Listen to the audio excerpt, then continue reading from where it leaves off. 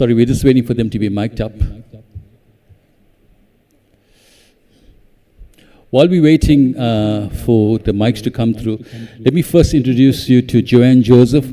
The title for this panel discussion is The Transformative Power as well as the Role of Radio in Africa. Okay? We talk about transformation, but what does transformation mean? Are we talking about transformation of radio as in programming? Are we talking about transformation of listeners? Are we talking about transformation in terms of technology? We heard a lot about AI. We're probably going to speak about that in a short while. So what is transformations? And bear in mind, we're not only talking about South Africa, we're talking about Africa.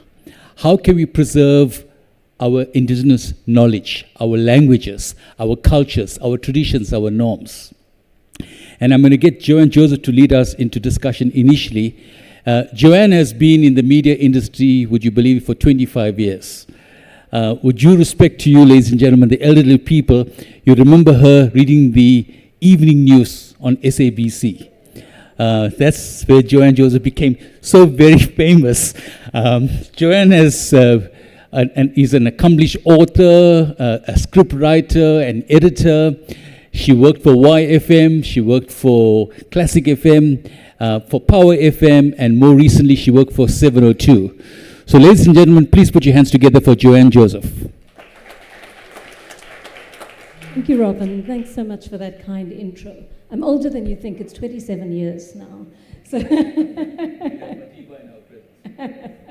so lovely to be with you, and thanks very much for this opportunity. So just in terms of opening remarks, my feeling is that we don't perceive radio as enough of the educational opportunity it is in our country and on our continent.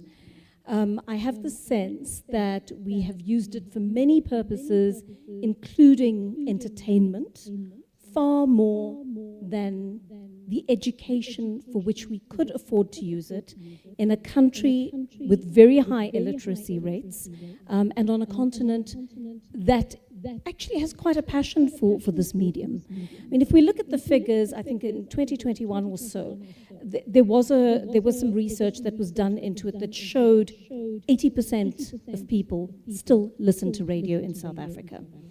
It was really interesting that after COVID, those numbers shot up, actually. So we had more people listening for all sorts of reasons. On the one hand, they wanted to access the information around the pandemic. They wanted access to very, very up-to-date news that in a way was more immediate than television. And that's, of course, particularly relevant in a country where most people don't have access to a television set, but do have access to radio, and they wanted to use it as a means to socially connect with other people, especially during this time of crisis. That is very interesting to me because the research also reflects, and more recent research in 2024 reflects that it is not only older people that fall into our age group and a little bit older who are interested in radio. Young people are also accessing radio continuously. They're accessing it in English and in their own indigenous languages, and they're listening to podcasts more than we think.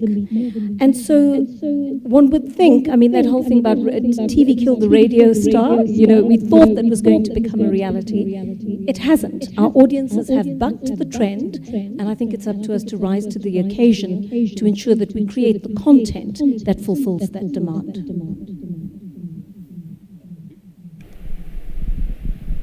Before I get to you, Limco, just to pick up on a couple of points that you mentioned, would you say radio plays an informal or a non-formal role when it comes to education on the continent? In a strange sort of way, I think it does both, but I think we could do better in terms of the more formal aspect of it. And I'm not saying that one needs to programming in a way that it becomes so intellectualized or cerebral that it becomes inaccessible. Not at all. But I think, for example, of my late friend Eusebius Makaiser's show, right? We had kind of a bet before he did that show that he wasn't going to be able to necessarily accomplish what he thought he could. He was very intellectual. He was an analyst by profession before he came into the media. And he had a theory that he could take some of the most difficult concepts like critical race theory and make them part of a daily talk show in which people were simply engaging each other in a very social, conversational way. And so he carried out that experiment. And over a period of 3 years, when he was at 702 doing the mid-morning show between 9 and 12, Monday to Friday, he grew that audience 30% year on year. And what it said to me was that it is one example of how we can take things out of more formal domains, like the academic domain, and we can create content by tweaking it and creating conversational spaces in which we dialogue about it in order to use it as a means to educate. So it takes the form of something a little bit more conversational, where questions are asked that you wouldn't necessarily have asked in an academic domain, but the work is being done in society in terms of education in a very subtle kind of way. And so I think there's a way of executing that where one can do both.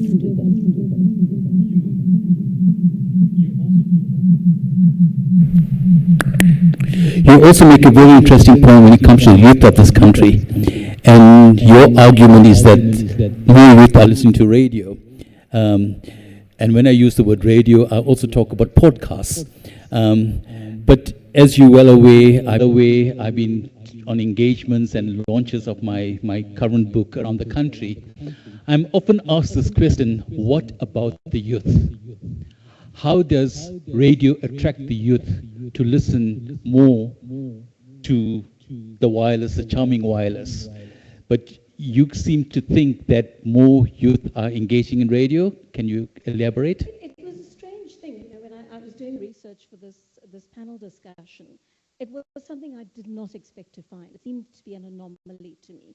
We've got a particularly young country population-wise. We've got a particularly young continent population-wise. And you would think that the more they access content via digital means, the less interested they become in the radio. But not so.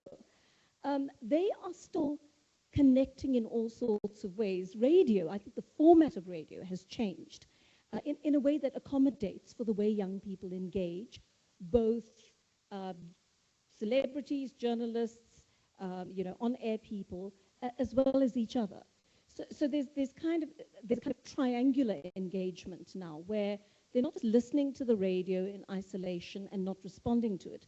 They're going onto radio stations, social media platforms, and engaging with the content that's shared there. And in that way, they're engaging with both the on-air people in order to participate in the conversation, but they're also engaging each other on social media in relation to the content that's being broadcast. What you're saying, are programming managers aware of that point? Because our program managers talking to the youth to make their programming more real, more relevant, and more authentic. I don't know the answer to that, Robin. I think programming managers who are aware of their demographic are asking that question all the time. But I think regardless of your demographic, I mean, some radio stations serve older audiences, but those audiences are eventually, let's face it, going to die out, and they're going to need to be replaced. And in the interests of the longevity of the product, you want to ensure that you're grooming audiences as early as possible. And so the youth cannot be left out of that process. And young people are not stupid. They're still learning, and they're still acquiring education and skills, but they're not unaware, particularly in a country like South Africa with a socio-political, socio-economic history like ours. Our youth are engaged in many ways that youth from other countries around the world are not necessarily. our youth are quite politicized. And when I use the word politicized, I use that with a capital P as well as a lowercase p, because I think our youth are very, very engaged young people. And I hope that programming managers are looking at audience and are saying to themselves, this is our audience of the future. We need to learn how to serve this audience. We need to go to where they are. If where they're talking is on the online platforms, we need to be able to diversify the broadcast so that it's not just limited to our radio station and the area in which we broadcast, but we actually need to go and encounter and meet young people in the spaces in which they are having the conversations. And I think it's certainly very easy. I'll give you one popular culture example. Everybody seems to be watching Adolescence at the moment, right, on Netflix.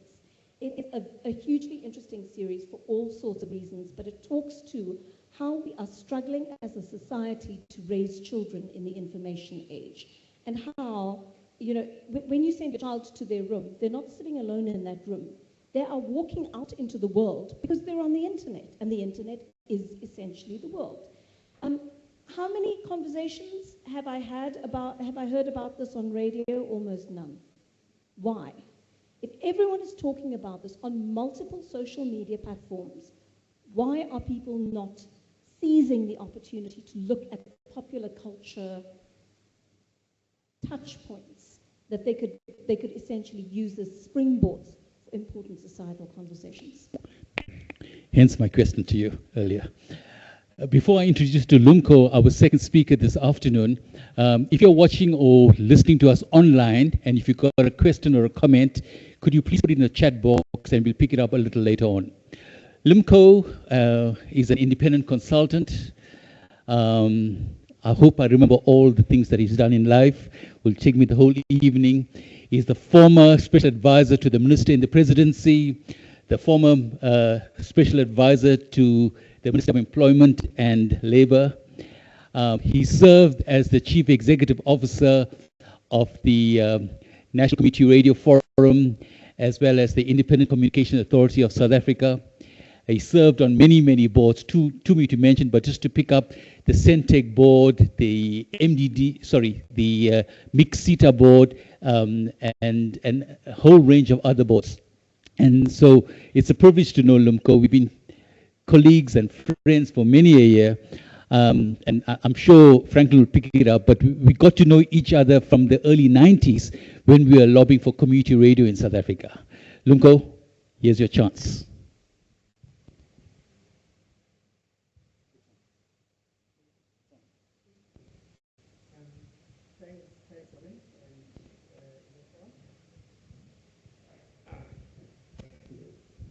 Thanks, and good afternoon to everyone. I am honored to be part of this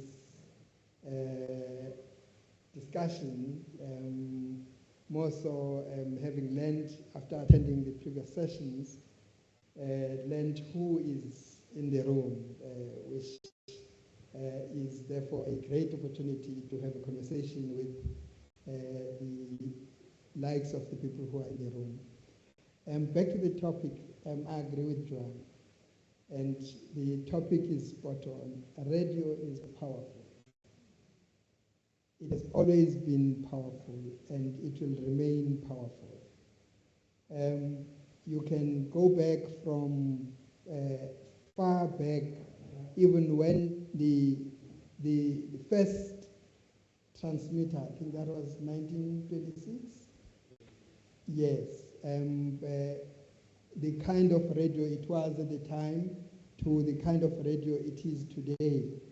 And perhaps, Joanna, the reason young people are indeed active on radio is because the integrated approach to radio, the live streaming, providing social media links, provides the kind of participatory radio that young people love.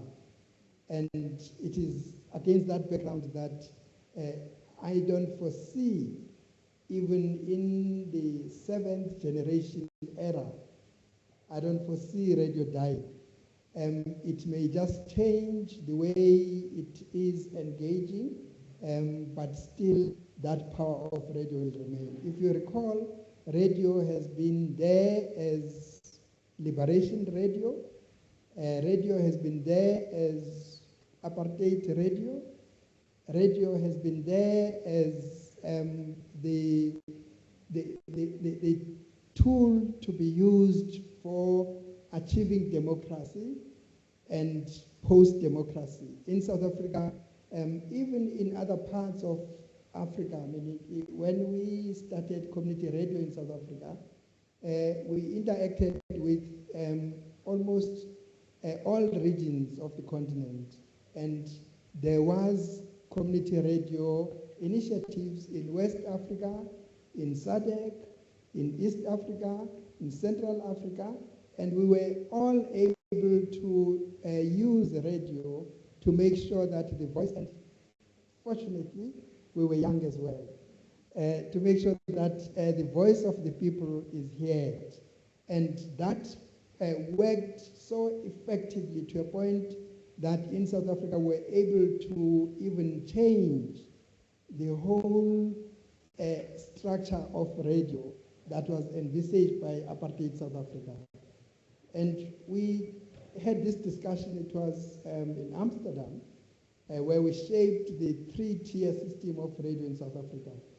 And we decided that despite the challenges of state radio, which what apartheid radio was, which we needed to transform to public radio, but we still found good even in that radio.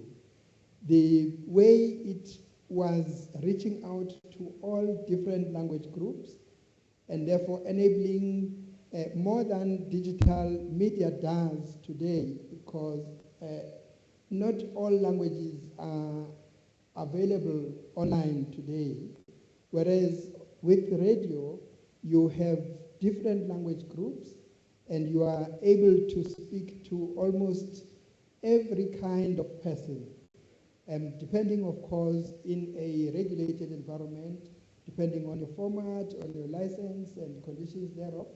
But in an unregulated environment, like we were operating before 1994, sorry, Joanne,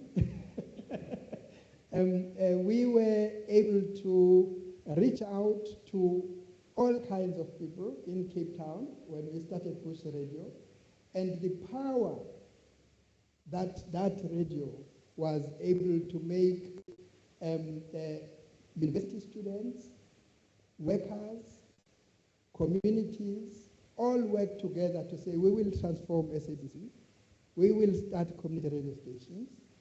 And at the time, broadcasters of the time, some of them are retired like me today, when I interact with them, they say, I ask them the question they used to refer at the time, they used to say, it's impossible for communities to own and control a broadcasting service. And today we've got more than 250 throughout the country, radio stations that are owned and controlled by the people. They are for the people, they are run largely by young people. And it's a space that even during COVID, when connectivity was a problem in some areas, we were able to then try and see how we can bring broadcasters, and in particular radio, to reach out to the rural areas. And learning continued in some of those areas that use those opportunities. So radio is power and it will remain power. I should have introduced you as to a former board member of the SABC.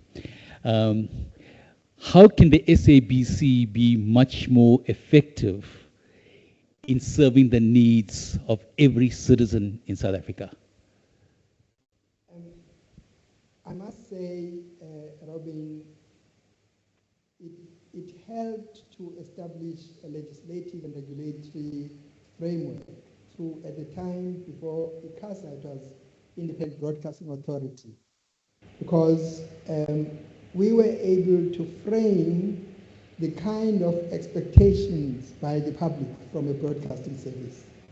That then, if you recall, there was that famous report, Triple Inquiry report, which assisted to change the mindset of SABC functionaries to begin to appreciate that, yeah, we come from a bad radio history, but radio as radio is not bad. So how can we change radio to good? And IBA was then able to impose the expectations by the public so that the radio served the people. So the license of SABC requires SABC to provide public good, be it in terms of education, in terms of information, in terms of entertainment, but it must provide public good. Yes, you can say it's an unfunded mandate or not enough funded mandate, but it's a licensed mandate. Same as community radio, the same.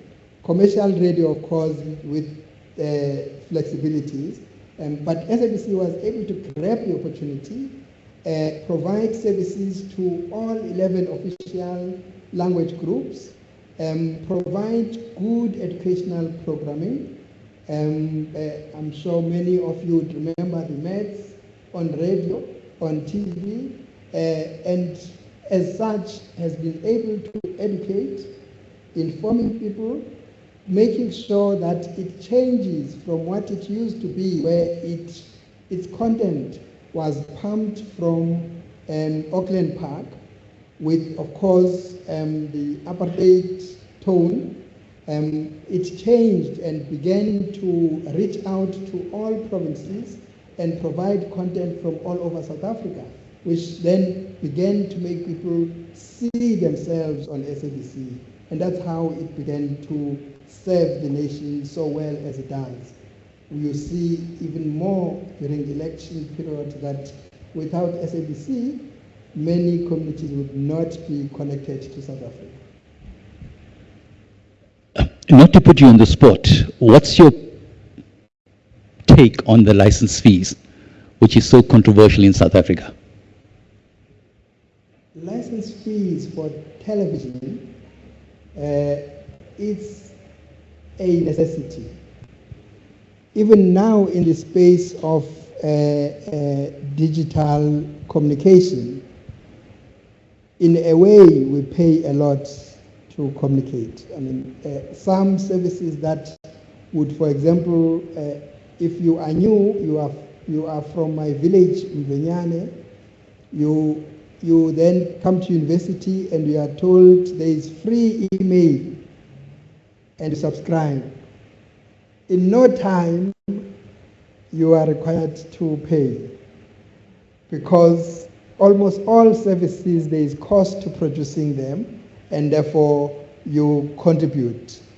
And it's even big in the data, and the colleague that was saying data remains a bigger problem.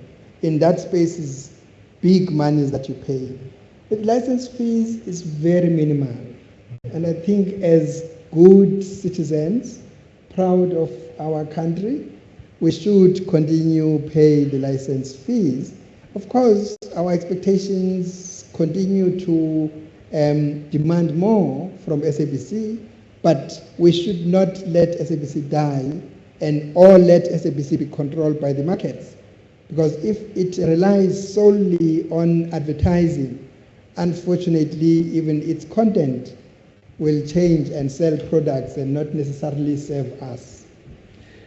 Just a quick question. Is it a point of the principle of not paying license fees, or is SABC having problems with the process collecting TV licenses? I think it's a combination. I think we have not graduated into innovative way of collecting license fees. We seemed to, post-94, look for the kind of people like debt collectors, and unfortunately South Africans don't like those collectors. Whereas innovation could have given us more room to get more contributions from the citizens. And yes, the other part, of course, whenever citizens are unhappy, they also unhappy to go to their pockets. So that also contributes. But I think had we been innovative, that would not matter that much, because you can always change and improve the service. Like we've seen how SABC has been moving the best broadcaster, the poorest, but they come back again and become the kind of broadcaster that we want. I may have the figure wrong, but SABC is on record to say they're going to turn a profit in the next financial year of something like about 10 million or something of that sort. I may have the figure wrong. Off my head, I don't have the figures, but yes, it's turning around, and we're seeing some improvement in terms of their balance sheet. But the challenge remains in terms of how do we adjust to the new situations. Television is suffering most because it is slow in adjusting to digital broadcasting, and I think we can do better if we can be innovative and try and be the kind of the best broadcasting service in the Sub-Sahara that we used to be. Thanks, Lumko. Franklin, 30 years in the business of community radio. Being a CEO of the National Community Radio Forum, I think after Lumko, some years after Lumko. And I understand when you were the CEO of the NCRF, you were co-opted as the Southern Eastern rep for AMAC, the World Forum for Community Broadcasters, and we'll come to that in a short while. Yes, you played a wonderful role, but now you serve as the head of compliance at Josie FM. Your comments, Franklin? Yeah, thank you, Robin, and thank you for the opportunity. I think it's very interesting, the comments we heard from Joanne, and it's spot on. I think also when you look at media, there's two different approaches. One would be the market approach, and the other one would be developmental approach. And I lean towards the latter in terms of the developmental approach when it comes to community radio. And so when you look at the significance of radio in Africa, there's so many examples in our neighbor African countries up north, east and west of how radio actually contribute to education. So I think in terms of our conference and the role that radio can play from a bottom-up approach, there's definitely opportunities. So some of those examples are within agriculture, for instance. When you look at family farming and how radio has been used to convey information in terms of market prices to small-scale farmers, and also linking that with new technologies in terms of giving them access to applications where they then can post already their produce on those because of information that they were able to get on their regular radio shows. So that, and then other ones around education, just basic education in terms of how radio becomes the teacher, and you have a subject matter expert in the studio, and you have local teachers under a tree, and how that collaboration between the audio from the radio and the live session under the tree, how that works. So there's quite a few of those case studies. Interestingly enough, also some of the research tools. In Ghana we have, let me just see, what is this radio called?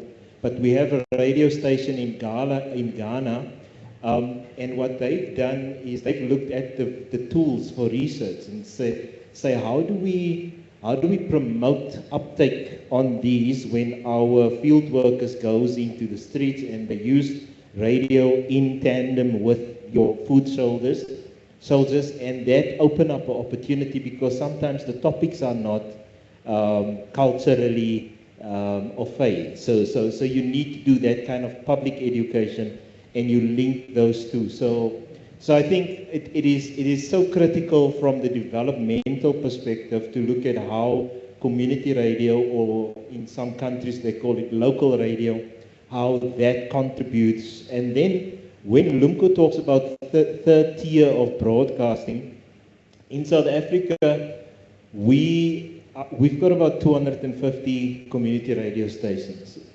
But these radio stations want to partner. They're looking for partners. I always say these stations exist in a local development ecosystem.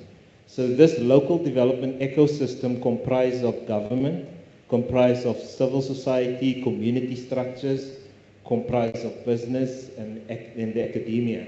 So they would want to build partnerships with these key stakeholders, because it's critical for them to be able to start dealing with local development priorities. So an example there would be your IDP, your integrated development plan. So that's been developed as part of a participatory process, and then local community radios become part of that. They broadcast some of that. They even give WhatsApp platforms for local pockets within wards to then engage with ward councillors.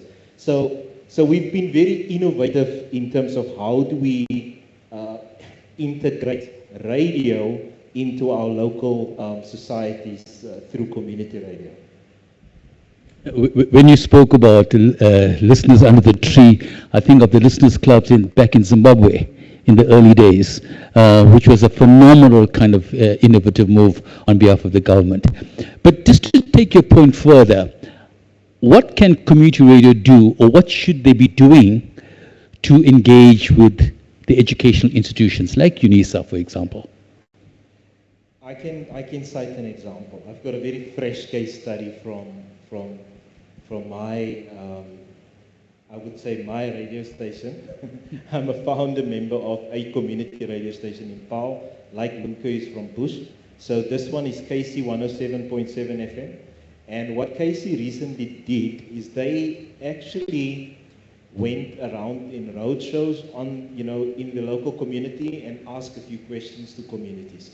So they would gather in halls like this and they would ask questions around, what are the critical issues that you see hamper our development as a community? And then communities will come up with, different reasons. And so in this case, KC 107.7 was able to gather data around youth, lacking of youth opportunities.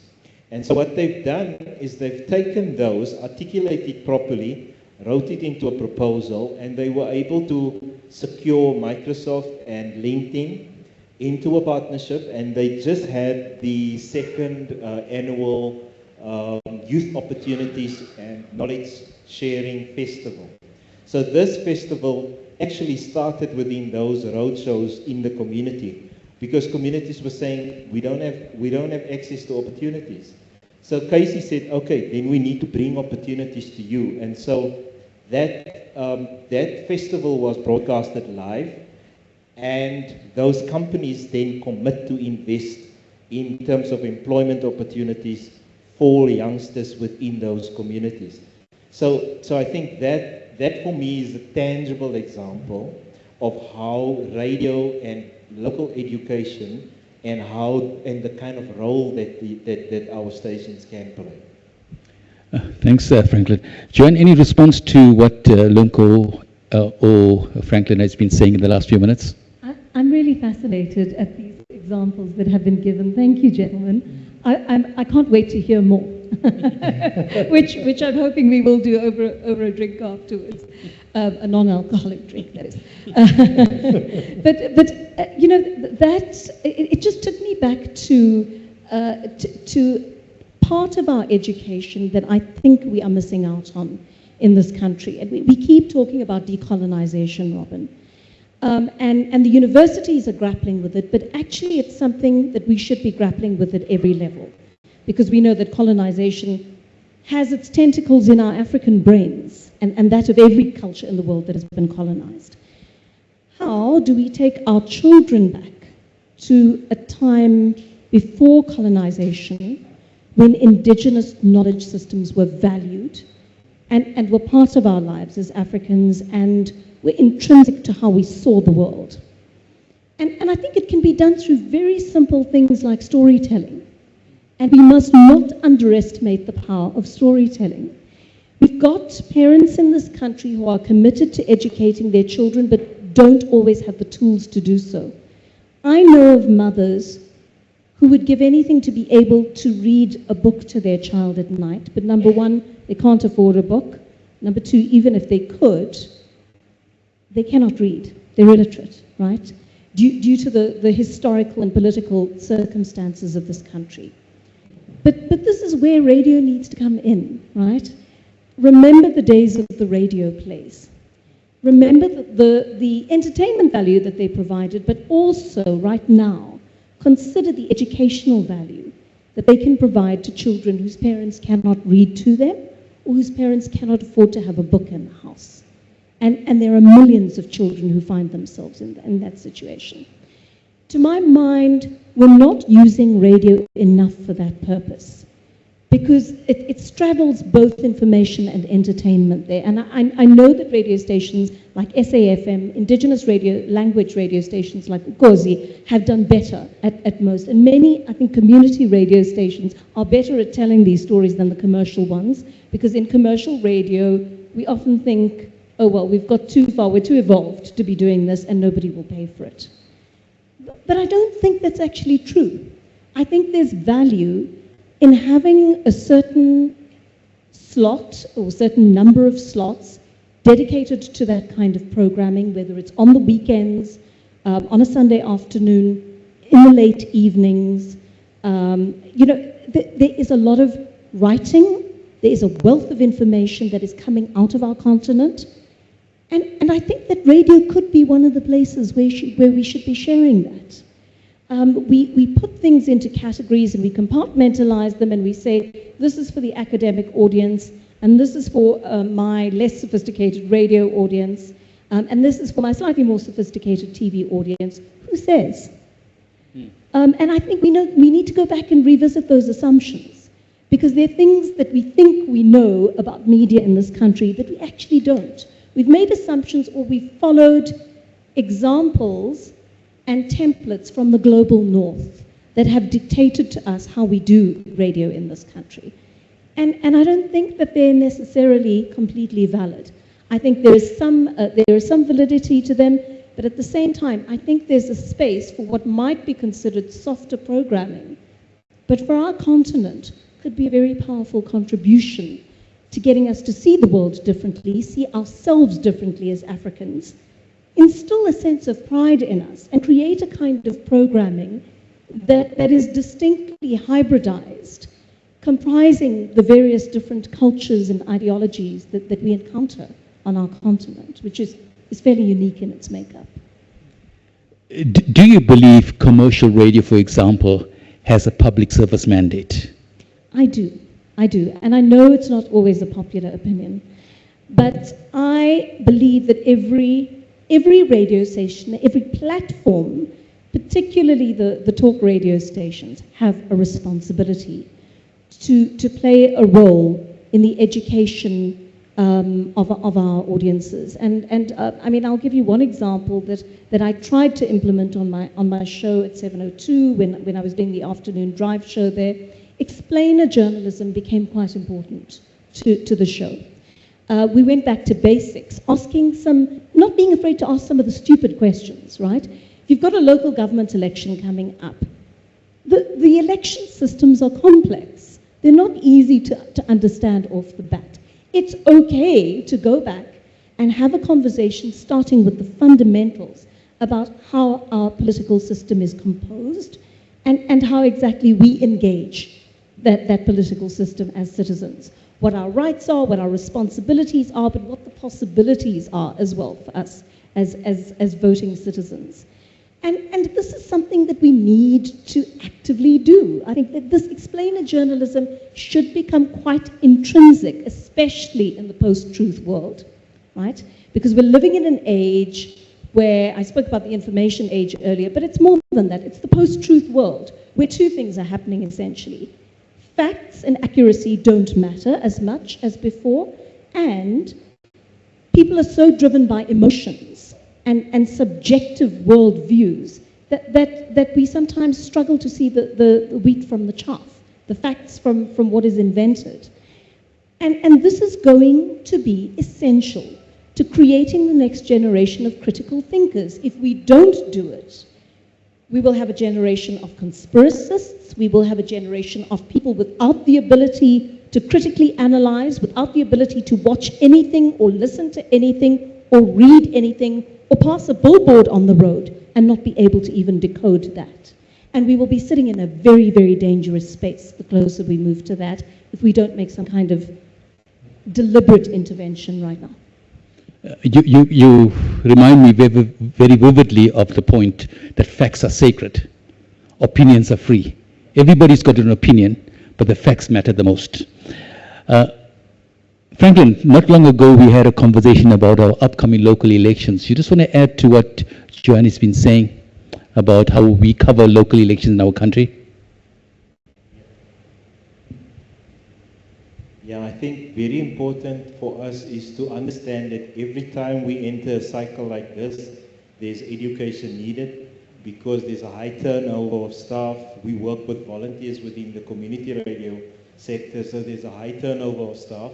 And so what is very interesting, Robin, is that the Northern Cape has now developed a guide, toolkit on the elections. So they've published the draft version now, so hopefully we will see it finalized just before the elections. It's a toolkit that they developed within the Northern Cape for the Northern Cape stations as a NCRF Northern Cape platform. For the simple reason is because they had gross non-compliance with the previous elections. And they were saying as a structure, no, we cannot allow non-compliance because then we will lose licenses. And so they've now developed a toolkit to prepare community broadcasters. So there's two levels in terms of preparing for an election. One is your capacity within the station. You need to upgrade that capacity through these kind of toolkits. And then secondly is public education. To get partners, like IEC, ASA, and even some of the academic institutions. I know that Stellenbosch had a program around citizens' rights. So the idea is to find those kind of partners so that you can develop content that can be in local languages. Very important for the community radio sector. Let's don't forget that no youth will be eligible to vote in the next local elections. Lunko, your comments to what Franklin has just been saying and earlier, these comments? Maybe starting to complement Joanna's point on the public service mandate. Again, just a case study or an example. Before 1994, the radio stations in South Africa were Eurocentric. They were playing Eurocentric music and so forth. And when we took over in regulating the space, we initiated what we called local content regulations as the IBA at the time. They resisted even ridiculous objections that local musicians don't want to be on radio and so forth. Ridiculous. And we imposed the regulations, local content regulations, to all public radio, commercial radio, community radio. Today, when you tune in your radio station in South Africa, you really feel South Africa. Different cultures in South Africa. Before 1994, whenever you tune on radio except for Radio Freedom, you would just be listening to music that you can't connect to, examples, dramas that you can't connect to, and that has changed. The power of radio, but I also say the power of regulation contributed to that. On the election, yes, of course, the radio during election period is even more powerful than other mediums.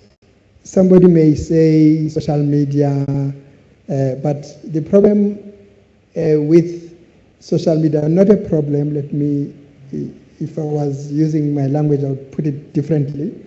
Or the challenge maybe is the point that Joanna was speaking to, that facts, how do you differentiate between fact and fiction and misinformation, disinformation, and so forth? Whereas with the regulated medium, they are required in terms of their licenses to, as much as reasonable possible, provide facts. And therefore you can rely, when they say election have not started in Kunu, the IEC is not there, you can have some trust that the information they are providing is factual. Whereas with social media, it could just be somebody who just says that, which is contrary to facts. So yes, the role radio plays during election, the debates in the halls that are live, even on TV they are there, but I love the radio debates because in a way, the limitations are not as strict on radio than on television. So, and also with radio, unlike with television, where at times you're playing for the camera, with radio you don't see who is there, it's just the voice. So as such, you could be yourself, as opposed to just trying to shine for the camera. I remember 1994, which was the first democratic election in South Africa. And community radio played a significant role, even more than SABC. I recall one particular example where there was an incident in Bushbuck Ridge. It was nowhere on our SABC. But that incident was on international media, on CNN, and only after that SABC followed to go to Bushbuck Ridge and cover what is, because it's impractical for SABC to be everywhere. And community radio complements that and provides that medium of communication, which is two-way communication to people, on grassroots people and communities, which is the power that community radio has to complement SABC. And to me, that's like just what we need, and we must not, even in the digital era, lose the 3 tiers. Just a quick anecdote, listening to you is fascinating what you talk about the Eurocentric. When I got onto Capital Radio, as you well know, in the late 80s, I was excited to be on radio, by the way, and Capital Radio, mind you, where I learned my radio skills from, so to speak. But what fascinated me was the local musicians phoning me and thanking me. No cell phone at that day. I had the Ray Pearies, the Sibo Hotsticks, the Sibo Gumedas, the Mashlatini and the Mortella Queens. All the guys calling me and said, first time I heard my name on the radio and you were giving us coverage. And you were not scared not only to mention our names, but to play our music. And actually that was my foot in the door at Capital Radio. Just another point to mention, I was invited for a public service media conference in Senegal last October. Very interesting what you said. This conference invited people from both Europe as well as Africa. But I heard more people from Europe saying, we are here to learn from African broadcasters. So, that was fascinating. And I said, are you trying to be politically correct? And, after a while, when you're having cocktails, by the way, and they said, no, Robin, we being honest, because, we find African radio, and I use the word African generically, is to be authentic radio, real radio, But I want to come back to the point, and just to take you a bit back, Umko and Franklin. I'm aware that the NCRF and the SABC entered into an MOU for the SABC to support community radio. Why hasn't that not been put in effect? It was actually put in effect. At the time, SABC was, the chair was the late Mayor Matsepe Kasaburi and Zwelakhe Sisulu. And we signed that agreement, and we had all different layers of cooperation. And it worked for some time. But like everything, we learned later, you need to ensure continuity through systems more than people. And I think perhaps the mistake we made in respect of that was more an agreement signed, but it was not institutionalized, because you had the Lumko Timdes, you had the Zwelakhe Sisulus, then later the Phil Mulefe, and so there was never a thought that it may drop. We thought actually the collaboration will improve more and more. And perhaps Franklin can then add, after we left, what happened. Yeah, so I know that it worked for a while. I mean, one of the positives and success stories was the Community Radio Awards that SABC hosted, which was a very exciting thing for the sector. It was the first time that nationally we would have that awards, and that actually was one of the benefits or the fruit of that agreement. And then also there's quite a few of our community radio staff or ex-staff that migrated over to SABC through some of those opportunities. There were also learnerships that was created within SABC, and we could enroll some of our community radio people. So I think yes, there were definitely positives there, but like Lumko said, what we didn't do is we didn't look at the longevity and the sustainability of it. And obviously, as people change, structures change, priorities change, and budgets, and especially when the budgets shrink for SABC, that became problematic. I think the budget perhaps was the biggest contributor, because there used to even be program exchange, program production exchange, there used to be even equipment exchange. But the limitation with equipment exchange is that SABC would then give community radio stations the old equipment. And community radios was smart already at the time, because the funding for community radio was good. So community radio were using the best radio equipment in their studios. So they couldn't use some of the old equipment from SABC. So perhaps there needed to have been further thinking to, like, say, where else can the collaborations take the two together? And there remains an opportunity for that, because in terms of the license terms and obligations, there is more obligations that relate to both public radio and community radio that can be shared and complement each other, as opposed to working as separate categories.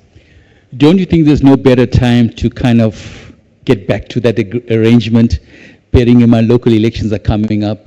And incidentally, as you would agree, Franklin, there are people in commercial radio, SABC, that are going back to community radio. Yes. You're well aware of that. It's a kind of a two-way street. So yeah, I mean, I think there's a great opportunity. Okay. Franklin, you want to say something? I wanted to maybe come back again to the imperatives that Lumko and Joanne was raising from a public interest perspective, because you would find that there's obligations on SABC specifically, and those obligations are almost the same for community radio, but it's unfunded, you know. So those kind of challenges that the sector struggles with, they try to deal in their own way with that, but that doesn't diminish the responsibility that they have. And what I always say is that you have the, I would say, public value creation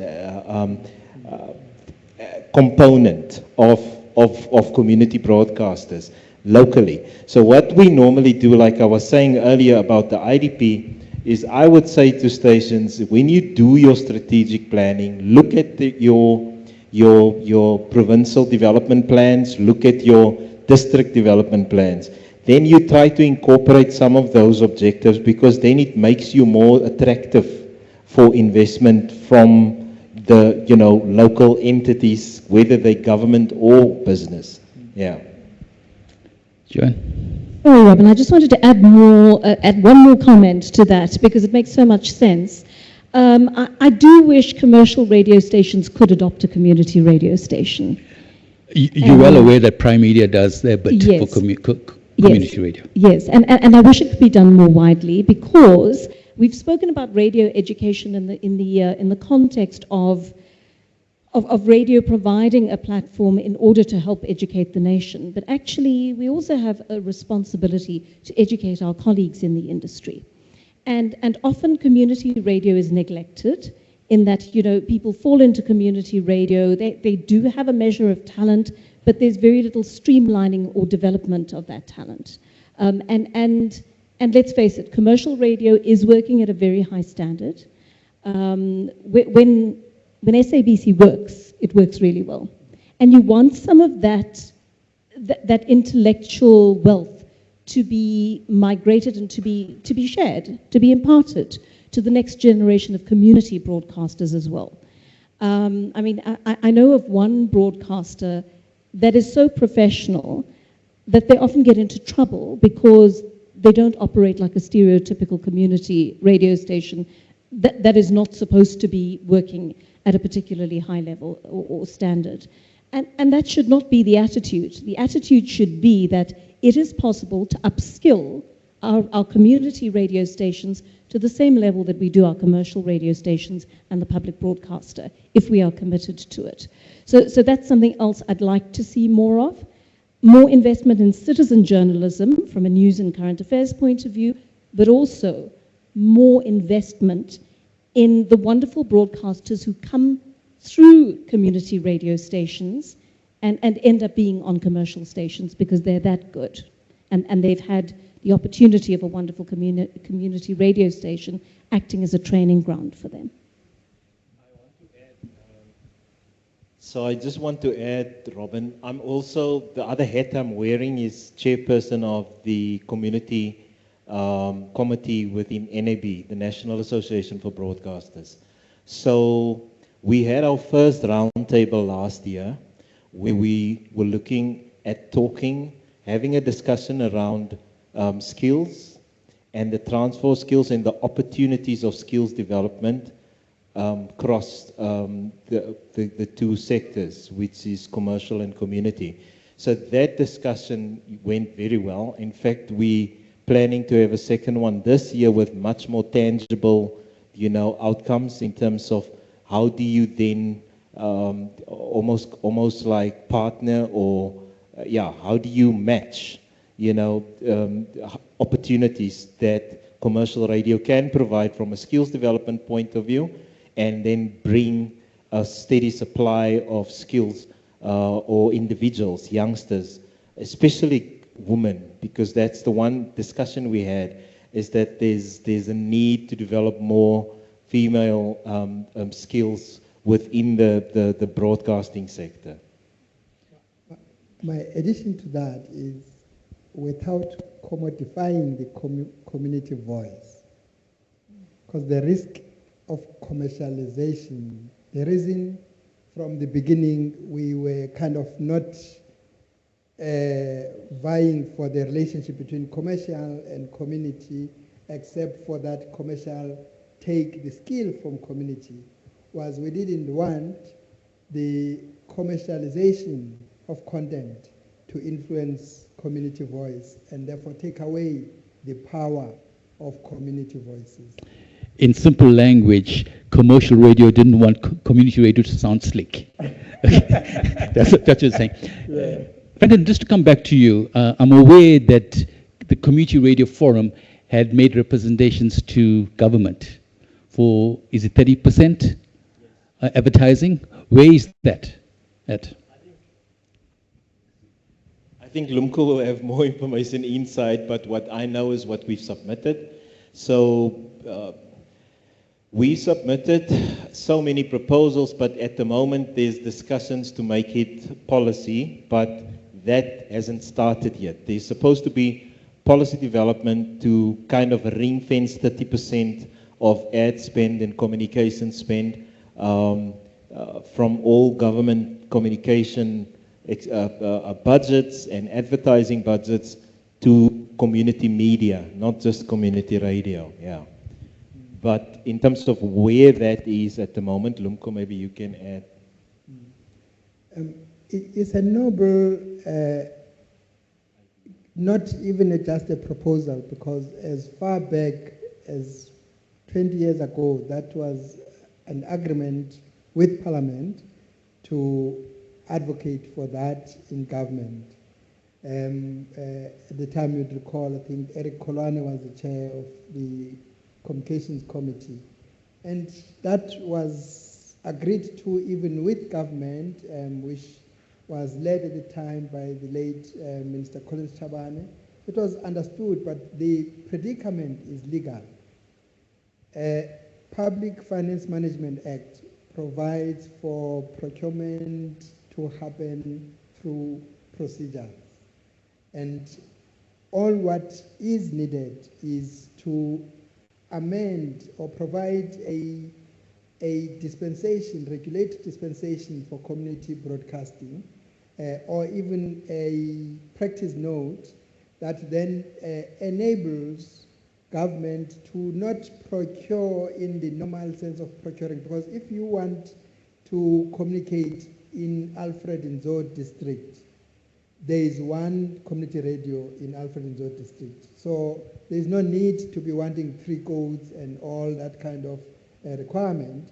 You need to just be allowed by law to use that community radio station. It's those kind of legal processes that I think they are too slow for my liking. By now, I mean, I remember when Jackson Tembo was alive, that we actually instructed our colleagues in National Treasury to produce that practice note. If it is not there today, it tells how the political will at official level is not enabling this, and perhaps that's where we need to push. You took the words from my mouth, because I think one of the last speeches that Jackson Tembu made was the government to kind of put that into force. So, yeah.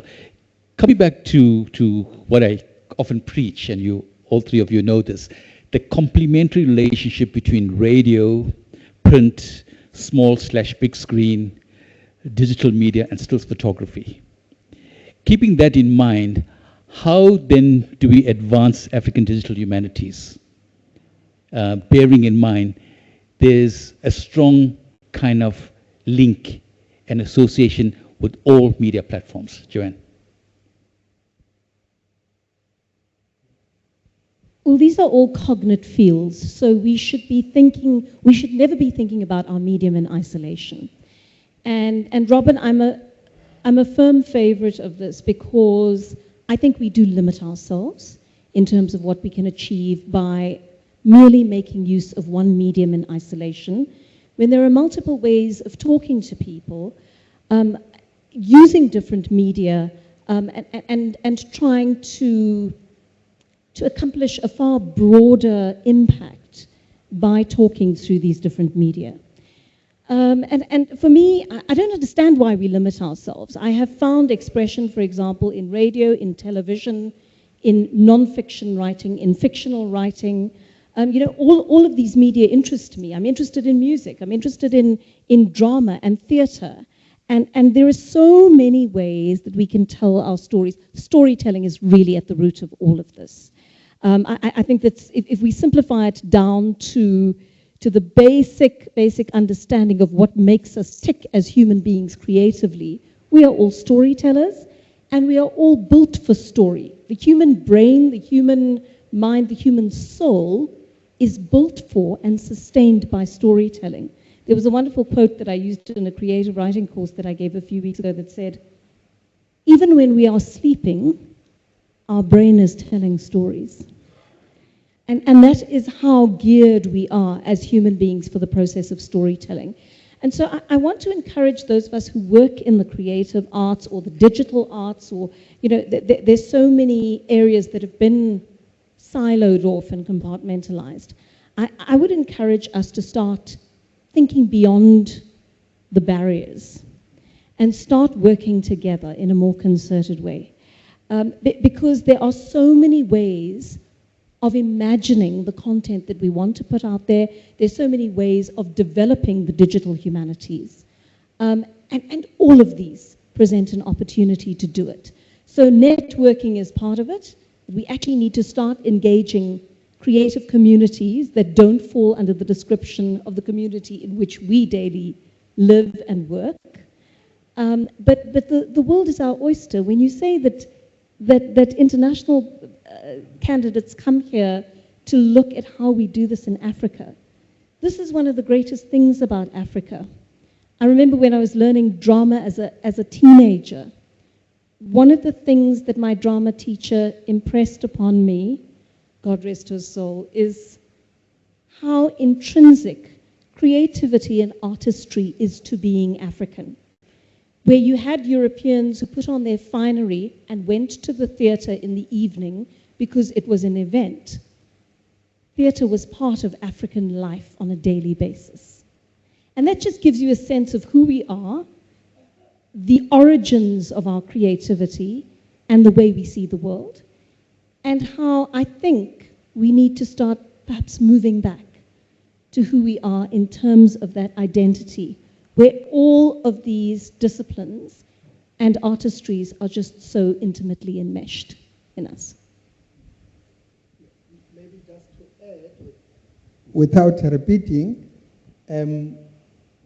over and above what Jonah has said, then we just need to embrace new technologies. I was listening with interest in the previous discussion. I disagree. I agree with the input from that side that was saying we must focus on solutions, yes. But to suggest that AI or new technologies are not relevant to our grandchildren, it is not the case. Other than the obstacle of data costs, our grandchildren in rural areas, they use functionaries that you cannot imagine they exist in the phone. And they were taught nowhere about this because the life today is such that it enables our children to just navigate, and things that we are talking about how to do X, they are already doing and we don't know. We just need to embrace, but of course make sure that we don't lose what we want to achieve through framing that embracing in a way that will assist us to achieve what we want to achieve in terms of the objects of whatever program we are driving. Don't you think, and just a thought, the issue of inequality, in other words, the digital divide, which is often a sore point, with the cost of data and other issues, how do we overcome that? I come from a school where I think the closing the digital divide is a commitment that is in law, in policy, and it's a question of the implementation that remains a problem. But we must also not put it as if it's such an insurmountable problem. Because if you check Stats SA census report and check the penetration, just in the South African context in this case, you find that the digital penetration has gone to the highest percentages in terms of access to smartphones, in terms of access to signals in even the most rural areas. Of course, there are still those that are still not having coverage. The only problem now is that of the cost of data. And during COVID time, we negotiated with cell phone providers to zero rate education websites, health websites, and that contributed to mitigating that. I'm not sure if that zero rating regulation still applies, but it's a matter that can still be pursued, because out of every crisis there is good. And the good that we learned during COVID was that we can actually do things differently and achieve more. So there are ways of mitigating it by maybe zero rating some of the content, and then as the economies of scale dictates, the operators are going to drop the costs. Already the pressure against that is so much that they try different packages to try and provide for connectivity for all. But of course, we don't just want connectivity. We want high-speed connectivity for all. And therefore, we want 5G in Mvenyane, Matatiele. We want 5G in Hampasele, or even 6G, not just in Houghton. So in a way, there is work towards that. So for me, the embracing helps us not to stop whilst there is work towards achieving that. Because if we stop, by the time there is that, then we would not have covered in terms of preparing everyone to be innovative and come up with new solutions and ideas using new technologies. Franklin? Thank you, Robin. I want to go back to something that Ashley said in his presentation about assistive technologies and how when you look at radio is actually the first ICT technology that's been used very broadly and is still existing. So the first ICT information communication technology platform is radio. So, however, going into a digital, you were talking about a digital divide, going into a digital space, you see the different standards that's on the table. So DRM is one of them. And when you look at digital humanities, DRM opens a door for academic institutions to work with radio because there's a visual component to it.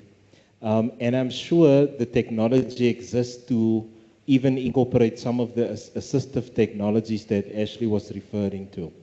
And then just in terms of radio and accessibility, especially for people with disabilities, is also the way that we build our studios and where we build those studios to give access to people living with disability. So, so what we've tried in the Northern Cape in Oakip is just outside of Springbok, is what we've tried with Radio NFM was to upgrade the studio facility, not necessarily the equipment only, but also the facility itself in terms of the ramps, the fire escapes, the broader aisleways, the better lighting.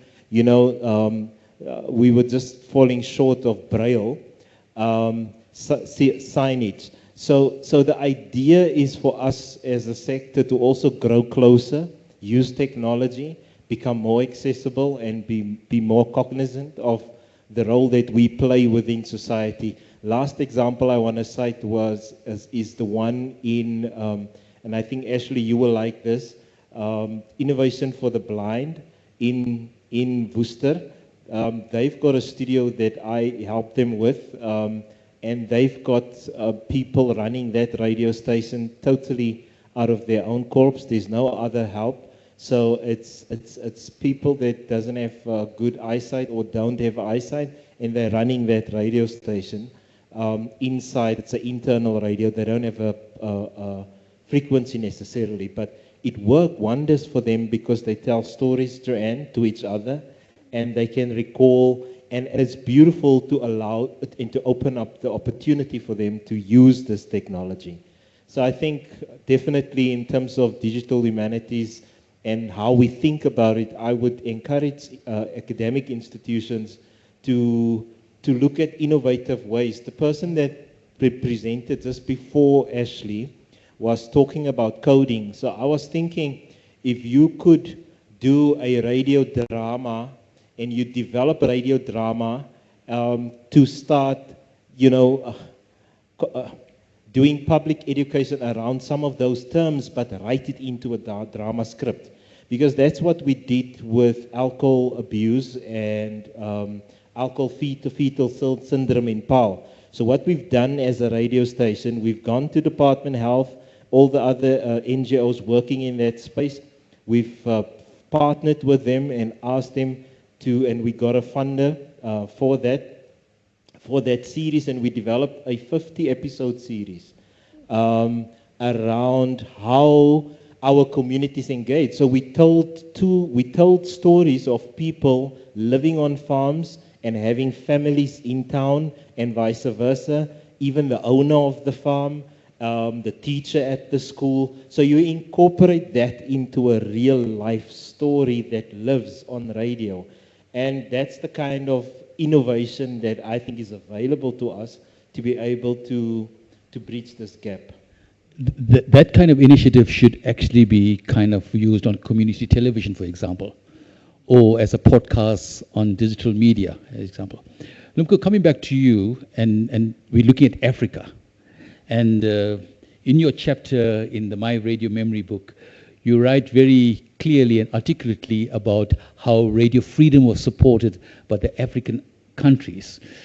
Do you think we still get the support for an African trust in what we're talking about?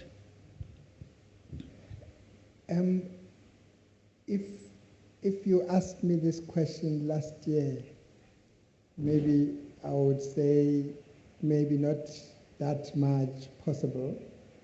But I think what's happening up north there in that other continent, it pushes us to look at what do we have and how can we use what we have for us, rather than relying on what whoever gives us that can take away anytime. And I think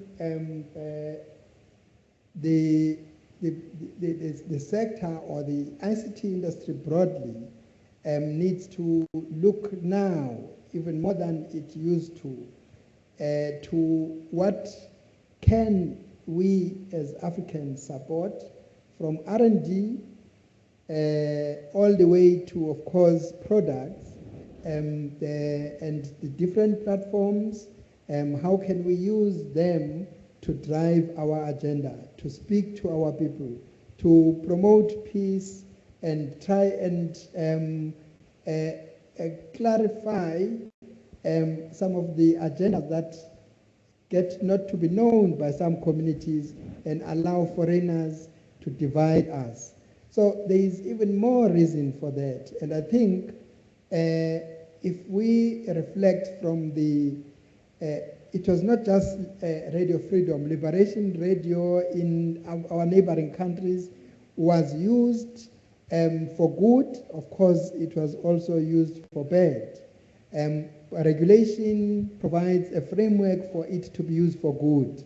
So where there is good regulation, we can then still be able to say, how can we use these platforms for good?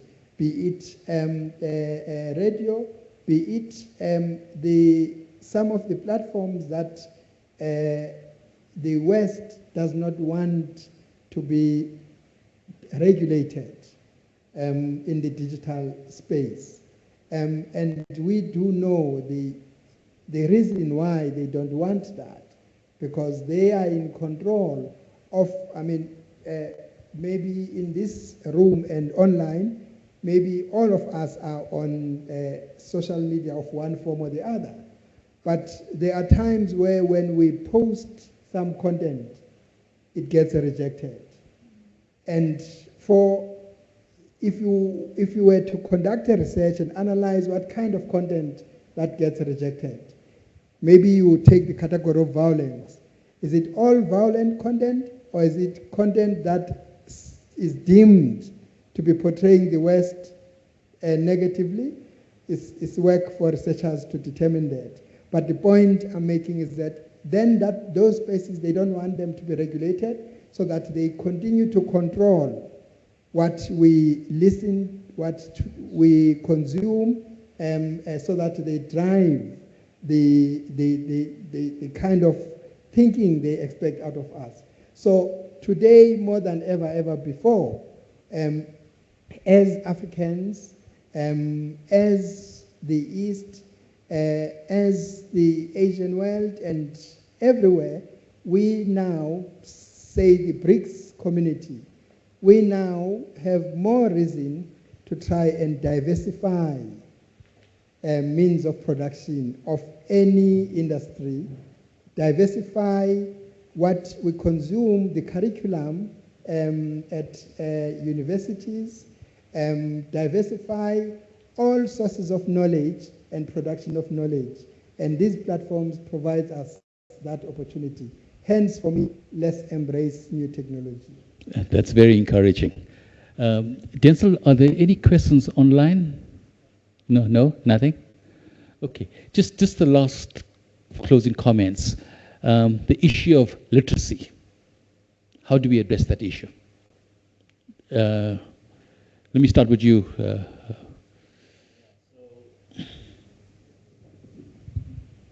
So I'm going to go back to the Northern Cape.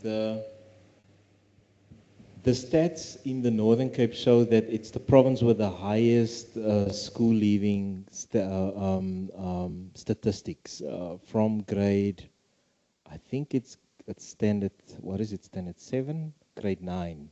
I think from grade 9. So what we've done is we've asked ourselves, as a community radio sector, we are not apathetic to that. We need to see how do we start encouraging, our kids to stay in schools. So you would find that we've got our own internal content that we develop, PSAs, public service announcements, around things like that. So I think from an education point of view, the role that radio can play, number one, is to make sure that it's top of mind, that education pays, and so on and so on. I think the other component to that would be, like I was trying to appeal, to have partnerships. I mean, if you would have UNISA partnering with NCRF nationally, you have access to over 10 million years, families, people, and that you can multiply in terms of families, so you would be able to start talking to the hard to reach component, which are these more rural areas where these community radios speak in local languages. So the key thing here is not to communicate in English or in the mainstream languages, but local languages. Yeah. I was going to add that part of language, because I think the beauty of radio is that power to provide diversified language opportunity, and you're then able to demystify education. And now today, with the multiple platforms, if you are innovative, you can even have, before, drama was the easiest way to actually promote literacy, to promote good using drama. But now with new technologies, you could even have other innovative ways that speaks to the youth that they can then relate to, and then you're able to use the platform to achieve the same. We need to do this more, these partnerships that we're talking about, because if we fail to do so, in the digital space, if we don't produce content, the content that will be consumed there is for different teachings. And unfortunately, we're going to have a different colonial future that would have enabled. So hence, I get to appeal to everyone that let's embrace new technologies, allow our young people to assist us with innovative ideas of how we can package things that then would enable to have a knowledgeable and informed society. Robin, I have to agree with Franklin and Lumko because, you know, I'm just thinking, for example, of my friend Sia Masuko, who's a graphic novelist, very talented individual, and we traveled to the Gothenburg Book Fair together, where the Scandinavians really enjoyed his African graphic novels. I haven't seen any of them on television yet, and he writes them in indigenous languages. But there's a way of also translating that content for radio, right? And I think we also need to be more demanding as African viewers and listeners. I don't actually want to see organizations like Netflix only invest in reality TV with lowest common denominator content, sorry to say. I don't mean to be insulting, but I don't want to see people running after partners who've cheated, or that does nothing to uplift our society whatsoever. We've got to be really intentional about this. We are South African and we are African. What content do we want to generate without being dependent on sources from the global north in order to educate and entertain us? What will we be prepared to invest in? Where will that money come from? Is not just the public sector, but is the private sector prepared to invest in productions of that nature too? Because they see themselves as being invested in this country and our continent's future. And so I think we need to be very intentional about what kind of content we create, what kind of content we fund, and how we put it out there, how widespread and easily accessible we make it in a country where, let's face it, although data costs are coming down, they're still relatively high. But we need to take a two-pronged approach in that we've got all the talent here. The skills exist. We can quite easily, I mean, that's why so much film is coming to the country, right? Because the camera people and the editors and the actors, the talent is all here. We don't need to go out and source that. But we need to put all of those talented writers, performers, presenters to work in ensuring that the stories are told in a very deliberate and intentional way.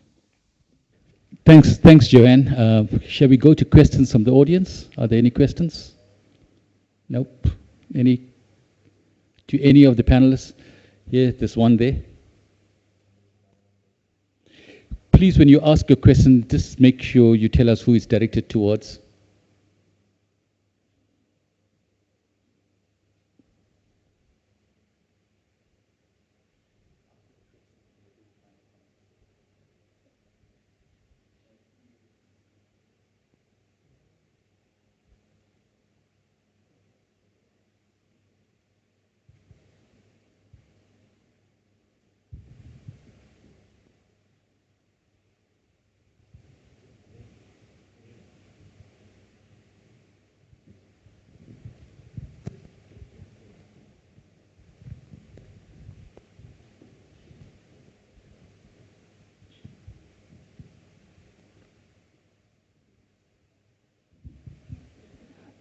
Thank you to the panel. I think my question or comment will be more directed to Joanne. I am in complete agreement with Joanne in the sense that I recently had an interview this past Friday with the local community radio where they were asking about the history of the Sharpeville massacre. The questions that were tailored to the program director, they were asking about, particularly asking about how history is written and who writes history. And what I found insightful was that the questions were at a high level, so which means community radio is taking the content very seriously in terms of what the content they're producing to their community, and it's being informative, right? And then the integration of education into those sectors, because I'm also a case study of myself, where my high school teacher was trying to improve my isiZulu, and she said to my family that I must sit for that hour story segment and then retell the story to them and what I understood from the story, the lessons I took from it. So in terms of my high school teacher deliberately doing that and integrating my family into my learning, improved, and then I was able to pass with a distinction for isiZulu just by my family participating in my education, and that was through my teacher using radio as a way of me learning or improving my speech, right? So I think, yeah, public education is very important, and where universities and radio stations need to do this partnership, whereas what are we trying to educate our society about, and being intentional about it being African-based, African-informed, right? Because now that we have to, when I responding and saying we need to critique the content that we receive, the viewers were shocked that we are allowed to question content, and so that for me is like we've missed a gap in our education. We don't critique the content, that we just consume our content. So the consumer culture is very imperative, and it's embedded in our society. So we just take everything at face value, and we don't question who's writing it, why they're writing it, and who they're writing it for, right? So by programmers and the radio stations reintegrating this of, okay, our content for 30 minutes, let's critique a part of our history, or what's currently relevant, how does the global north impacting in the direction they're going, how does that impact us as South Africans? That critical engagement is lost in radio, and we need to reintegrate that. Yeah, that's my thought. I completely agree with you there. I think everything you've said is absolutely spot on. And I think it starts in the home as well. You know, I realize when I think about Sunday lunch and my father and my mother and all the relatives converging, and the very sometimes heated political discussions that would take place, I realized that, I was very young, and I was kind of a passive observer of those things when I was young. But I learned very early to question, to ask questions, and to never take things on face value. And that translated from my home life into my studies at school, and then at university, and then in my job.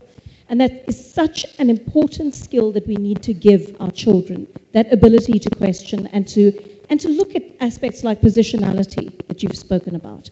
But you also alluded to something that made me think about the value of sharing these stories, like Sharpeville, right? It is shocking how many of our children and our older youth don't know about Sharpeville and what happened on that day. And for them, it's Human Rights Day. It's a very generic holiday. They're celebrating it or commemorating it as just any other holiday, sometimes just with a braai. And that is not acceptable. It's part of the reality that we don't know our history in this country. This gives us an opportunity, this engagement in the digital humanities gives us an opportunity to start revisiting those histories in a useful way, but also in a way that teaches us respect and empathy for each other. We're very privileged to actually live in a country where we have people from so many different backgrounds, so many histories, so many linguistic histories and cultural histories, that you know, to be South African and to actually value those and integrate them into your life greatly enriches your life as a South African and African. And we haven't done that. We haven't explored the notion of collective histories in the context of radio and other media, as a means to restoring that sense of self to us as Africans, because that is primarily what was taken away from us. Yes, colonization came with a lot of other things, but one of the things they robbed us of was our sense of self. And I think what we do in terms of using the digital humanities to tell our stories and to reinstate our sense of self is going to be quite important to our future. Thank you for that. Thank you. I think one need to acknowledge that before the television came to South Africa in 1976, the radio was the only device that we communicated with. It was, I'm coming from an Afrikaans-speaking community, and it was only stories and the news and the rugby and all kinds of sports that we were introduced to.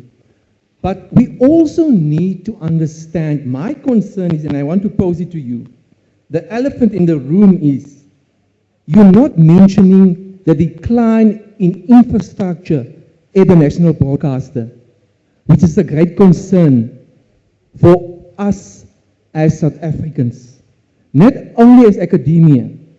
If we listen to what broadcasters experience, the lifts are not working, the escalators are not working, guests must walk 10 floors up to the interview room. These are things, and you know, this is about not party political leadership, it's political leadership. That is the great concern. Because there's a decay in all our infrastructure and national assets. Look at what is happening at our harbors. Look at what is happening at our airports. What is happening on our roads, the potholes in Limpopo, Mpumalanga. There's a decay in political leadership. Communities, if you watch last night Carte Blanche, the old people in those rural villages in the Eastern Cape are at stake. They don't have chance to watch or to listen to radio. They must fight for their lives. And these are the fundamental issues that we need to speak about. You know, we also need to speak on radio about colonization, but we also need to speak about corruption. And what is our state apparatus is doing currently to get those people in orange overalls. You know, there are many citizens in rural areas that I visited in KwaZulu-Natal. They still have pit latrines. These are the fundamental issues that the national broadcasters and community radios, and I'm familiar with NFM. I have conversations with Strauss, he's the manager there. But these are the issues that people are experiencing.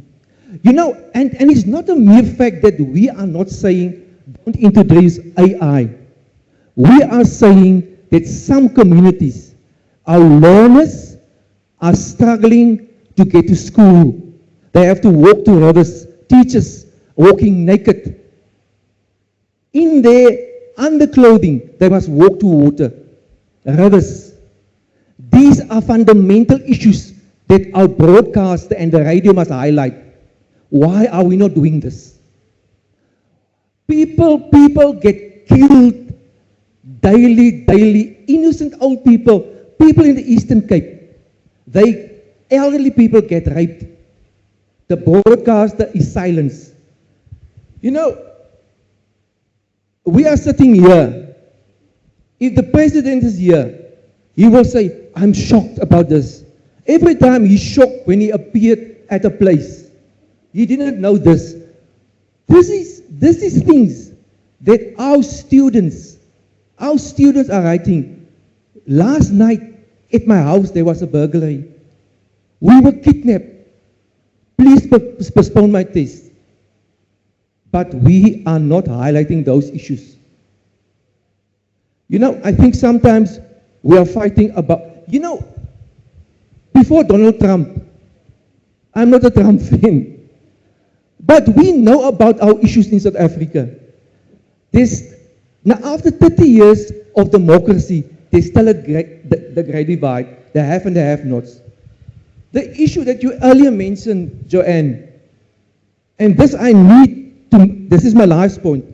The issue of when Jan van Riebeeck came here in 1652, here there were already people in the Cape. And the history of South Africa, are not written out of the perspective of the Khoisan. When Harris the Strandloper was standing on the beach, they didn't write history out of that perspective. And also, there's a new book of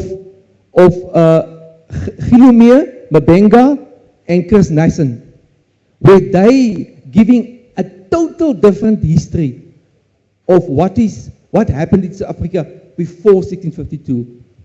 Thank you. No, you're definitely raising fair points. Decay of infrastructure is worrying everyone. Yes, there is a big problem of crime and corruption that we must all unite and fight against, but there's also a basics.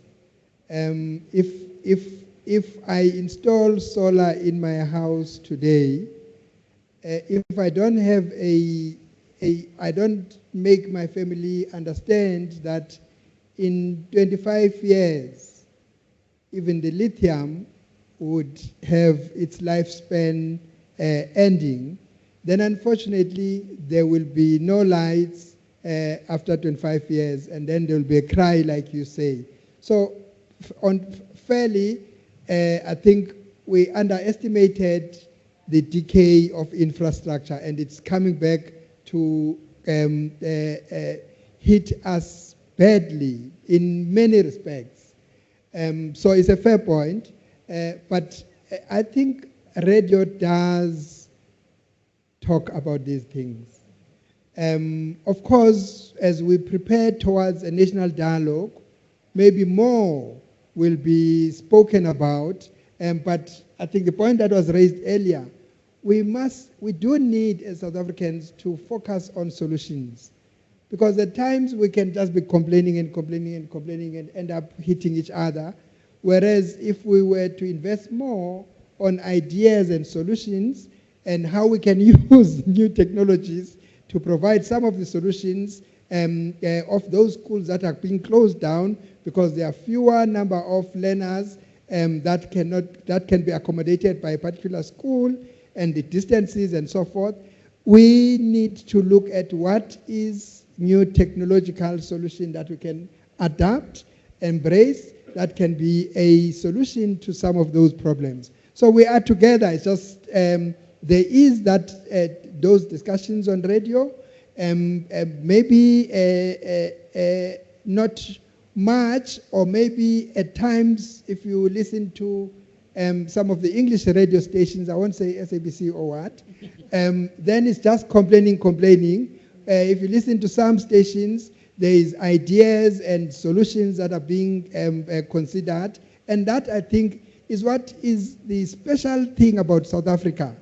South Africans are not just complainants, they resolve problems. We must unite to resolve our problems, and let's look at the lessons of the 30 years, and 30 years is a child. If you are 30-year-old, sorry, not a child per se, but you are a youth. Therefore, we must look at it positively and see what lessons we can learn from the 30 years, so that the next 30 years, by the time you are 60-year-old South Africa, you would be the best in the world. So just to quickly add to it, I mean, I feel you as a South African. I think we all do, right? This goes to the heart of who we are and how we perceive our country at the moment. We love our country, but we hate the corruption. But I must also make an admission about the media industry and the kind of difficulties it has gone through in the last few years. Lack of funding has meant that a lot of newsrooms have had to retrench some of their most seasoned and senior people. And what that has meant, that has had a material effect on the kind of product that we can offer our audiences.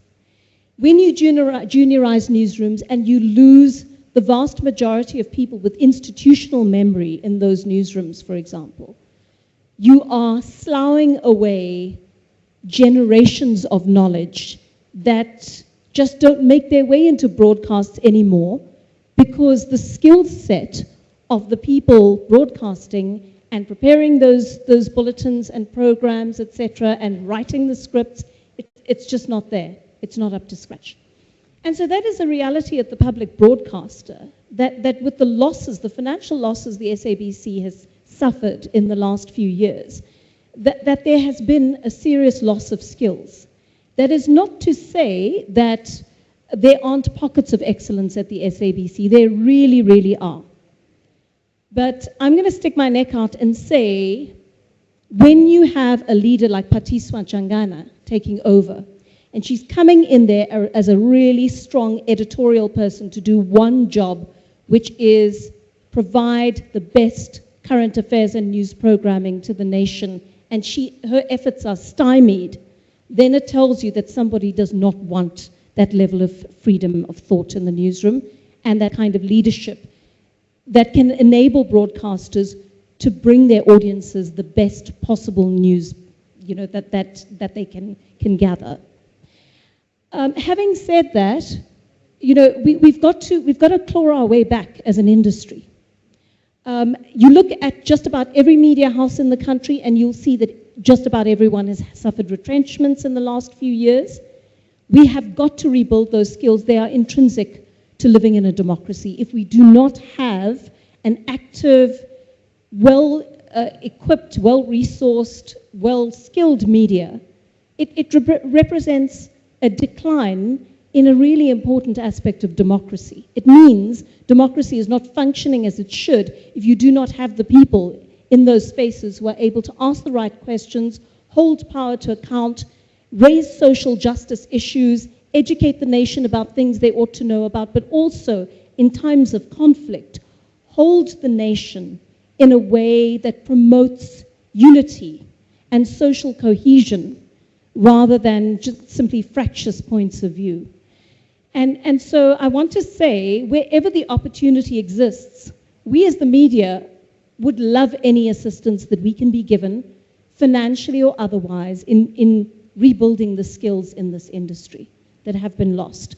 But we need to make the admission that skills have been lost, and we have now actively have got to do something to regain them. I've just started a project where we are attempting to do that, and I'm hoping that within a few years it will start to bear fruit in our newsrooms. Okay, let me first thank the panelists. I think indeed I quite agree with you that radio indeed actually serves as a source of information for many, me included. And I think it does promote dialogue in terms of social issues and, whatever topical issues that we want to be disseminated. But I'm seeing a growing trend, though, of radio live streaming with video. Although it does create opportunities for content creation and audience engagement, but I'm actually curious now, does it not blur lines between radio and TV? As much as a psychologist, I would say I appreciate actually getting a glimpse of the behind scenes of the production process, or even seeing the person behind the voice, because somehow you get an opportunity of actually seeing the body language, their reactions, and that is quite exciting, because somehow I think it actually creates a different kind of connection with the person behind the mic. But now the question is, does it not blur the lines? And another issue is it not creating a further divide in terms of, I think you actually pointed out the data challenges. So I'm thinking about a rural person, a person within an indigenous context who's actually very curious like me, but is not able to afford to get a glimpse that I'm appreciating. Yeah, I think that's all I want to say.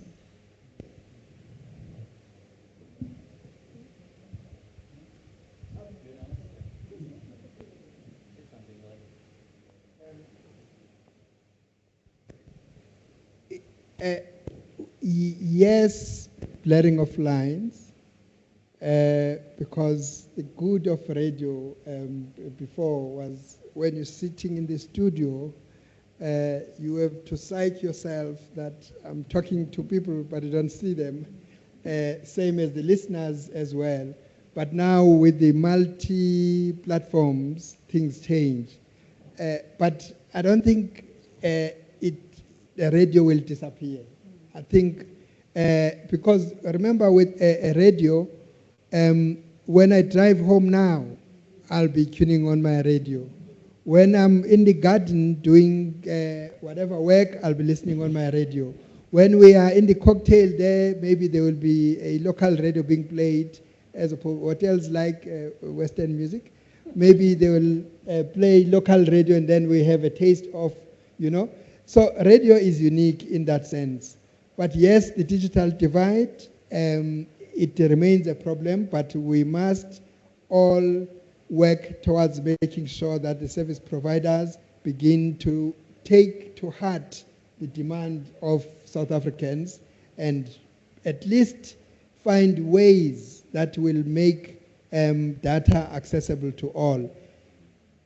With economies of scale, the future that I envisage in my lifetime is free Wi-Fi everywhere.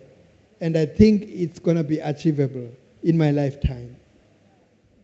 Yeah, I also just want to add, before we go to the next question, the blurring of lines. You see, even radio is evolving. So it is about interaction and authenticity.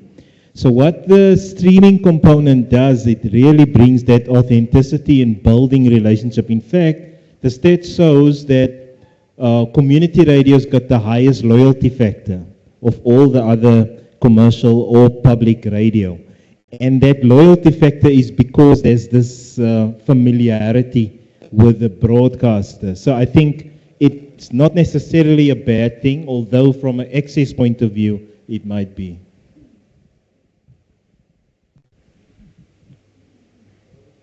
Very last one, eh? Thank you, Chair. I have a concern about the loss of the cultural and documentary heritage of South Africa. Remember that we are coming from the analog broadcasting, analog radio broadcasting. What has happened to all the collection of all those analog recordings that took place before we started to broadcast on digital platforms? That's number one. Because I think the people or the nation has the right to demand access to those collections for various reasons. It can be for entertainment, it can be for research purposes, or it can be for evidential purposes. The question is, what happened to those collections, all those analog recordings that took place until started to broadcast on the digital platforms? Secondly, the issue of obsolescence is very serious, especially as we advance the digital humanities. So what are the plans in place of addressing the obsolescence? Because as much as we are advancing digital humanities, there are also other issues that must be planned for or accommodated so that we ensure that we remain relevant, and you also access to the information to all the broadcast is also is feasible, or it's a reality to an ordinary citizen in the country. The last issue that also speaks to the digitization of these collections I was referring to, that they were analog, just to move them to digital platforms. What is actually happening? Because without having facts, but having hearsay, that most of the broadcasts were sold to private individuals. It means the national heritage now belongs to certain individuals. Somebody has to correct this so that at least we sleep well without having these nightmares. And also, what is the way forward in terms of ensuring that we don't lose our heritage to private individuals who are the highest bidders? Thank you.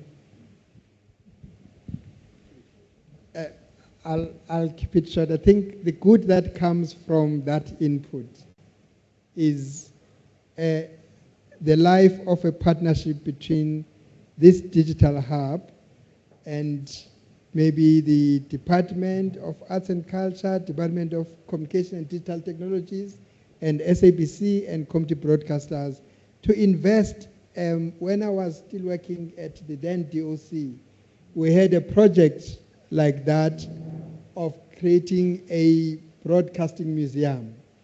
But today, I don't know how many years after that, so a digital museum would be a best investment for this kind of a partnership. So I think that the other part of the Zondo Commission, I think maybe another day we can engage, but I think perhaps let's trust the reports, the audited report from SABC and the Zondo Commission report, and hopefully something will happen to prove that either way. But I love the idea of the digitalization that needs to be archived for the country, not just for one institution, so that it becomes like the national archives and be a reference point for the future academia, a reference point for the skills that are lost, but even for content. 20 years from today, the radio production we did when our leadership landed to negotiate in what was called the Cape Town Airport, DF Malan. That DF Malan minute, the recordings of the content that as Bush Radio we produced there probably is no longer. And that is a very important content that needs to be found, digitized, and digitalized so that then it can be used, whether it's commercialized through this partnership to find ways of funding community radio and public radio using the commercialization of that content, whatever form, but I think is the best idea that comes out of this conversation. Thank you. May I add to that, please, Lumko? I believe that among the skills that we have lost across the broadcasters, public and commercial, are archiving skills. I mean, you've got SABC's archives, you've got the deep archives where everything else is on those massive tapes, you know, that I don't believe has been transferred yet. The intention was to do it and to digitize it. I'm not sure if that process has actually happened at all. But we've lost archiving skills from our broadcasters across the board over the last few years.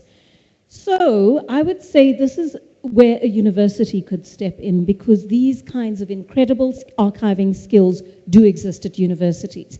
And I wish a university, or more than one university, would step forward and say, okay, let's enter into an agreement with the broadcasters where we not only train your archivists as to how to start archiving information that's shot from today onwards, right? But also to go back and start digitizing those archives and creating proper libraries for each broadcaster. Because of course, I mean, we've had ETV in the mix for a few years, Newsroom Africa joined a little bit later, but all of them are covering these events, and I don't really know the state of any of their archives, but I would like to know that some academic individual or organization has had a hand in bringing some kind of order to those archives for future generations. It's really important.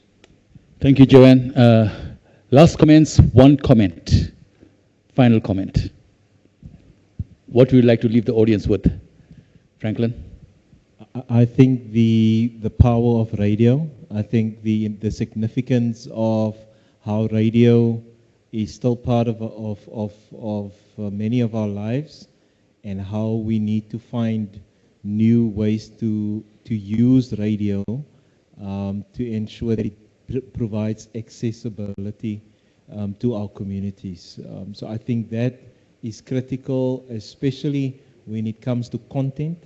So we as a radio station, as a channel, we are not necessarily always the creator of content. So we need to partner with content creators. Thanks. Limco, final comment? I think the last shot, let's appreciate and continue to support and use radio innovatively, given the new today. And let's embrace new technologies and see how together, as the broadcasting industry, as universities, we can partner in a way that could then invest into a better future that will not forget yesterday. Joanne? Well, my final thought is, I think we're all afraid of the impact of AI on our industries, and radio is one of them. But I would just like to reassure everyone in the broadcasting chain, whether we're those who create the content, broadcast it, or serve as the audiences that consume it, that ultimately our humanity and the way we frame our storytelling around our humanity is going to be what continues to make our content uniquely human. So don't lose hope. Thanks, Joanne. Ladies and gentlemen, fascinating conversation. I learned a lot. It's been really, really good. Just to say to the gentleman there, I actually have a meeting with the head of SABC Radio this week. So you gave me enough reason to spend some more time with him and talk about your issues. I really like the idea about archiving, digital archiving. But you know, I must just say this, and I speak from a so-called position of knowledge. When I did this book, My Radio Memory, I got so many people that wrote to me offering their comments and content. Somebody actually wrote to me to say they got audio recordings from the 1920s. You won't believe it. That's number one. Number two, there's a gentleman called I.W. Schlesinger that ran the ABC Broadcasting Corporation in the 20s. His niece lives in our very country, and she's given me information about the family. Charmaine Schlesinger, who's in the book, okay? And then lastly, I get an audio recording from a good friend called Malcolm Gooding. Some of you may know the name Malcolm Gooding. He's been on radio and television and what have you. Did over 1,000 radio and television adverts. He sends me a recording when he was doing a show on LM radio in the 60s. He actually sent me this weekend. It's actually on my phone. So to come back to your point, we need to put in the energy, the effort, the time, send out the messaging, and get that. And as you said, the Bush radio thing, you know. And by the way, the Nelson Mandela Center for Memory has got a lot of content. So we need to speak with them as well. Just to finally say, you know, thank you to my panelists, Joanne Joseph, Lumko Mtinda, as well as Franklin Hayes. You know, you often think you know a lot, but you learn more every time you kind of have this discussion. I certainly learned a lot. Hopefully, there's a lot for Denzel and UNISA as an entity to take forward, and I'm sure all four of us will be able to kind of assist UNISA in whatever mission you guys decide. Thank you, Denzel. Thank you, audience. You've been fantastic.